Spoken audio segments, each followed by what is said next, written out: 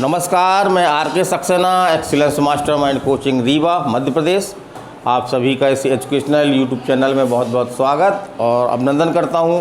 मेरी ये GK GS की क्लास है जो कभी सभी वनडे एग्ज़ाम के लिए उपयोगी है। जैसे आर्मी का अग्निवीर है आपका, अभी एसएससी सीजीएल का एग्ज़ाम होने वाले हैं। इसी प्रकार से व्यापम की भी नई वैकेंसी आने वाली हैं। एमपी पटवारी है, एमपी पीएससी, तो इन सभी के लिए उपयोगी हैं। इसको आप देखें और इसका लाभ उठाएं।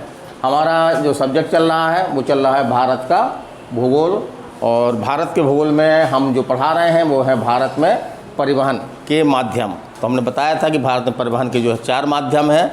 पहला आपका सड़क परिवहन, दूसरा आपका रेल परिवहन, तीसरा आपका जो है वो जल परिवहन है और चौथा आपका वायु परिवहन है। तो आज मेरी परिवहन की ये तीसरी क्लास है जिसमें मैं आपको जल परिवहन के बारे में वो सभी मोटी मोटी जानकारियाँ देना चाहूँगा जो एग्ज़ाम की दृष्टि से उपयोगी हैं। और ये हमारी क्लास है आपकी भारत के भूगोल की 17वीं क्लास है ये, और ये मेरा क्लास है जीके जीएस की। तो चलिए हम चलते हैं। तो पहला देखते हैं हम कि जल परिवहन है ना। तो हम जानते हैं कि जल परिवहन है क्या, है ना। तो भारत में जल परिवहन एक महत्वपूर्ण एवं सस्ता परिवहन का साधन है। तो भारत में नदी, झील, नहरें और भारत 3 तरफ से जो है वो समुद्रों से घिरा हुआ है। जैसे भारत के सबसे दक्षिण में आपका हिंद महासागर है, इसी तरह से आपका जो है वो एक तरफ बंगाल की खाड़ी है, एक तरफ आपका अरब सागर है। तो भारत में वो सभी स्थितियां विद्यमान हैं जो भारत में जल परिवहन को जो है वो प्रोत्साहित करती हैं। तो भारत में जल परिवहन एक बहुत ही प्राचीन माध्यम था। 2 माध्यम हुआ करते थे, एक तो या तो हम सड़क के परिवहन के माध्यम से हम यहाँ वहाँ जाते थे या जल परिवहन के माध्यम से। तो चलिए हम उसी जल परिवहन के बारे में बात कर रहे हैं। तो भारत में जल परिवहन को जो है वो 2 भागों में बांटते हैं। कितने भागों में? 2 भागों में।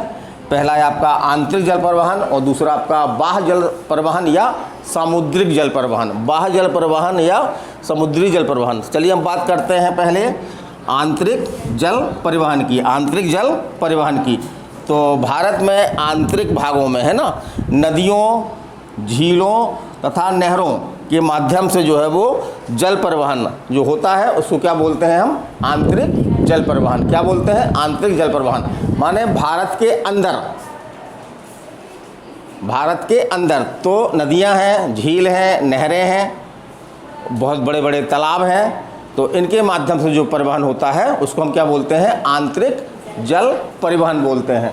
फिर हम बात करते हैं कि आंतरिक जल परिवहन के नियंत्रण एवं रखरखाव के लिए एक संगठन बनाया गया था, वो है आपका केंद्रीय अंतर्देशीय जलमार्ग प्राधिकरण। तो एक आपके एग्जाम में क्वेश्चन आया ही है। तो इसकी स्थापना कब हुई थी? तो इसकी स्थापना हुई थी 1986-87 में। और इसका मुख्यालय कहाँ पर है? तो इसका मुख्यालय जो है वो कहाँ पे है? आपका कोलकाता में है। चलिए हम आगे चलते हैं। अब हम बात करते हैं भारत के प्रमुख जल मार्गों की। जिस तरह से अपने पास नेशनल हाईवे हैं उसी तरह से राष्ट्रीय स्तर पे जो है वो जल मार्ग हैं, उनको जो है क्रम दिया गया है। तो हम बात करते हैं मुख्य की। तो सबसे हम लेते हैं NW1 है ना, NW1। तो ये कहाँ से कहाँ तक है आपका? ये इलाहाबाद से हल्दिया तक, इलाहाबाद से हल्दिया तक है ये। और इसकी कुल लंबाई पूछी गई एग्जाम में तो 1620 किलोमीटर। कितनी है? 1620 किलोमीटर इसकी जो है वो कुल लंबाई है। और भारत का सबसे लंबा जल मार्ग कौन सा है? ये क्वेश्चन एग्जाम में आया है आपके कि भारत का सबसे लंबा जल मार्ग कौन सा है? तो आपका कौन सा है? यही है NW1, NW1। और ये कहाँ पे है कि नदियों पे है? तो गंगा, भागीरथी और जो हुगली, इन नदियों का जो तंत्र है इसी में जो है वो आपका ये NW1 जलमार्ग स्थापित है। फिर हम आगे बात करते हैं सबसे छोटे जलमार्ग की। तो सबसे छोटा जलमार्ग कौन सा है? NW5। NW5 ये भारत का जो है सबसे छोटा जलमार्ग है और इसकी लंबाई मात्र कितनी है? 623 किलोमीटर। कितनी है? 623 किलोमीटर। और ये कहाँ से कहाँ तक है? तो तलचर से धमरा तक। कहाँ से? तलचर से धमरा तक जो है ये जाता है। फिर हम बात करते हैं दूसरे परिवहन की, माने बाह्य परिवहन जल परिवहन या सामुद्रिक जल परिवहन। तो भारत एक प्रायद्वीप है और प्रायद्वीप का हमने मतलब बताया था आपको पहले भी क्लास में कि जो देश है ना 3 ओर से घिरा होता है जल से, उसको क्या बोलते हैं? प्रायद्वीप बोलते हैं। तो भारत के दक्षिण में आपका हिंद महासागर है, एक तरफ आपकी बंगाल की खाड़ी है ना, और एक तरफ आपका जो है वो अरब सागर है। तो इस प्रकार से भारत में बाह्य जल परिवहन के भी अच्छे माध्यम अवेलेबल हैं। और चलिए बात करते हैं, भारत 3 तरफ से महासागरों और सागरों से घिरा हुआ है।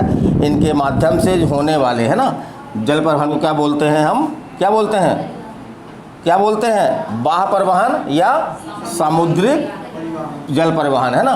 अब हम बात करते हैं भारत में जो बंदरगाहों, तो भारत में लगभग 13 बड़े बंदरगाह हैं और लगभग 190 से अधिक, है ना।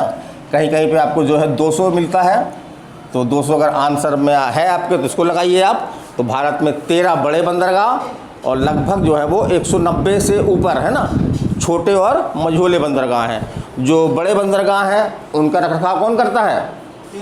केंद्र सरकार करती है। और जो छोटे और मझोले बंदरगाह हैं उनका रखरखाव कौन करता है? आपका राज्य सरकारें करती हैं। और इन्हीं के माध्यम से जो है वो भारत में जल परिवहन होता है।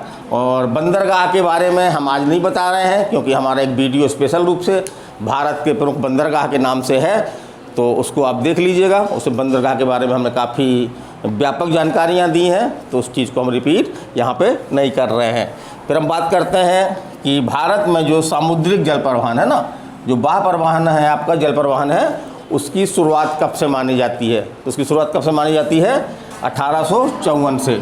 1854 से जब जो है वो ब्रिटिश सरकार द्वारा जो है वो एक British India steam navigation company की जो है वो स्थापना की गई थी। तो इसको याद रखिएगा कि भारत में समुद्री जल परिवहन का प्रारंभ कब से हुआ, कब से माना जाता है?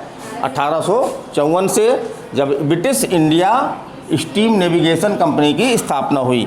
और भारतीय जहाज़रानी का विश्व में कौन सा स्थान है, एशिया में कौन सा स्थान है, ये आपकी महत्वपूर्ण जानकारी है।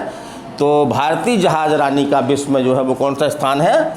17वां स्थान है। इसी प्रकार से एशिया में कौन सा स्थान है? आपका दूसरा स्थान है ना। और एक आपका राष्ट्रीय जलमार्ग जो है प्रस्तावित है, वो भी क्वेश्चन के रूप में आ सकता है आपका। तो वो कौन सा है? NH6। NH6 नाम से जो है वो भारत में एक नया राष्ट्रीय जलमार्ग जो है वो प्रस्तावित है। और ये कहाँ से कहाँ तक जाएगा? तो लखीमपुर से भांगा तक। और यह भारत का प्रस्तावित जलमार्ग है और इसकी दूरी लगभग कितनी होगी? 121 किलोमीटर। तो मेरा ये जल परिवहन था। जल परिवहन में मैंने मोटी मोटी चीज़ें जो एग्जाम में आपके आती हैं उनको बताने का प्रयास किया है। कल की क्लास हमारी होगी वायु परिवहन।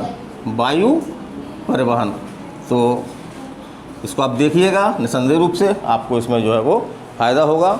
और मैं ख़ास तौर से इस प्रकार के वीडियो में मैं सभी जानकारियाँ जो विभिन्न माध्यमों में अवेलेबल होती हैं, गूगल में अवेलेबल होती हैं या कई पुस्तकों में अवेलेबल होती हैं, तो सबसे मैं उस जानकारियों को जो है कलेक्ट करता हूँ और एक साथ देने का प्रयास करता हूँ।